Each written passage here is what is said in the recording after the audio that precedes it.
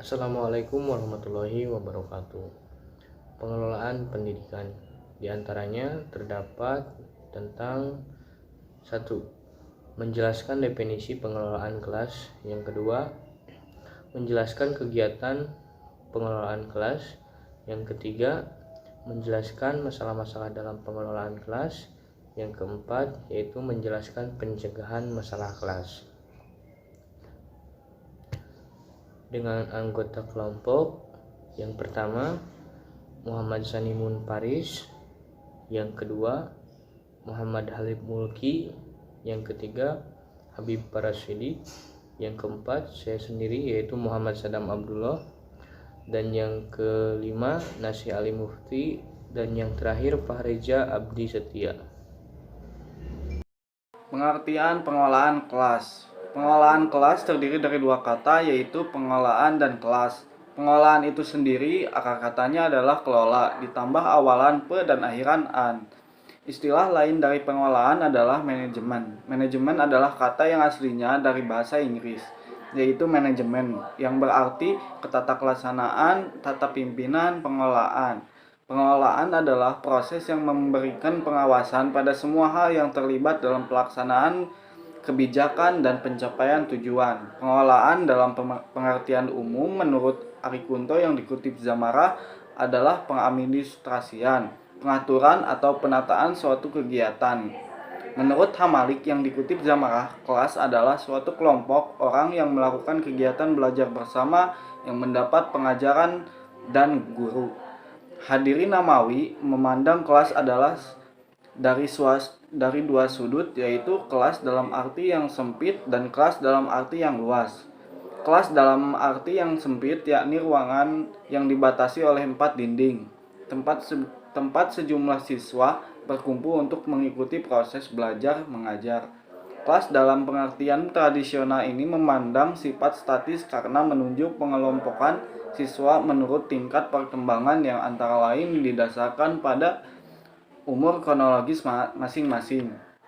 Selanjutnya, pengelolaan kelas merupakan keterampilan guru menciptakan iklim pembelajaran yang kondusif dan mengendalikannya jika terjadi gangguan dalam pembelajaran. Sedangkan menurut Sudirman yang dikutip oleh Zamarah berpendapat bahwa pengelolaan kelas adalah upaya mendayagunakan potensi kelas. Ditambah lagi oleh Namawi yang dikutip oleh Zamarah berpendapat bahwa manajemen atau pengelolaan kelas dapat diartikan sebagai kemampuan guru dalam mendayagunakan potensi kelas berupa pemberian kesempatan yang seluas-luasnya pada setiap personal untuk melakukan kegiatan-kegiatannya yang kreatif dan terarah. Menurut Ari Kunto yang dikutip Zamarah berpendapat bahwa pengelolaan kelas adalah suatu usaha yang dilakukan oleh penanggung jawab kegiatan belajar mengajar atau yang membantu dengan maksud agar dicapai kondisi optimal sehingga dapat terlaksana kegiatan belajar yang seperti diharapkan. Menurut Saifullah, manajemen adalah proses perencanaan, perorganisasian, kepemimpinan, dan pengendalian upaya anggota organisasi dengan menggunakan semua sumber daya organisasi untuk mencapai tujuan yang ditetapkan. Menjelaskan kegiatan pengelolaan kelas. Tujuan manajemen kelas pada hakikatnya telah terkandung dalam tujuan pendidikan. Secara umum, pengelolaan kelas adalah penyediaan fasilitas bagi bermacam-macam kegiatan belajar siswa dalam lingkungan sosial, emosional, dan intelektual dalam kelas. Fasilitas yang demikian itu memungkinkan siswa belajar dan bekerja, terciptanya suasana sosial yang memberikan kepuasan,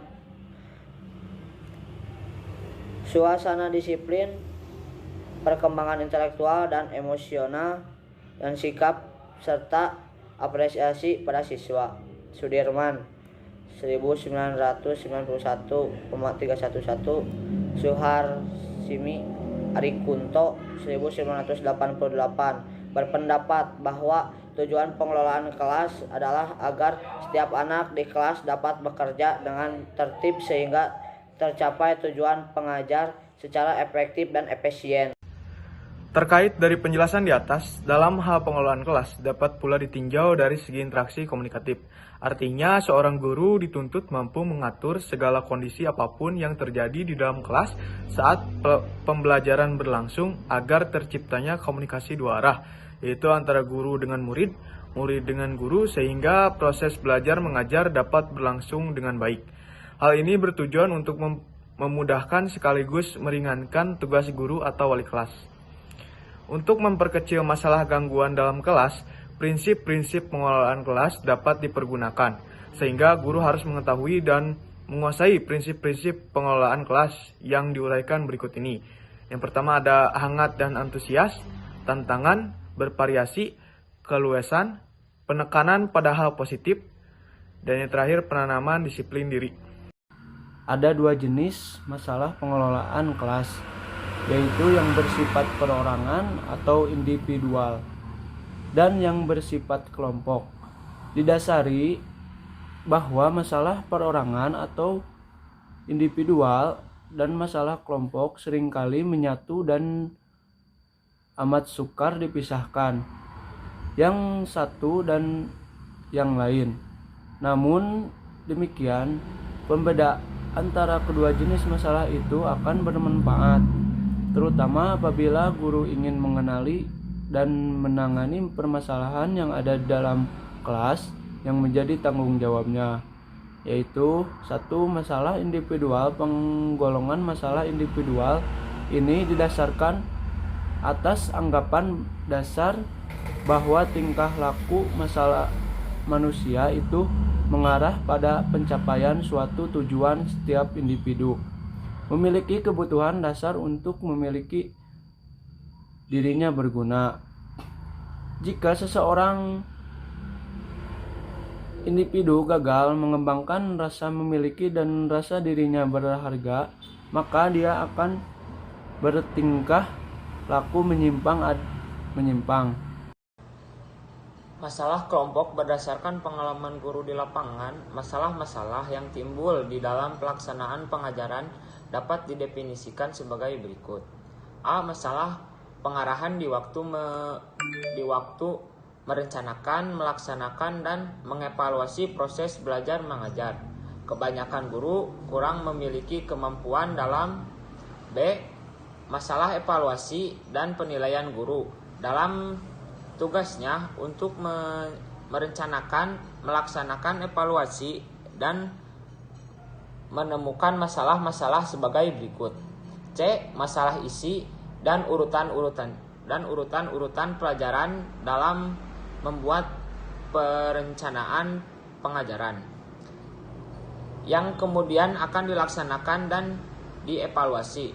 Guru dalam menyusun isi dan urutan bahan pelajaran menemukan masalah sebagai berikut. D.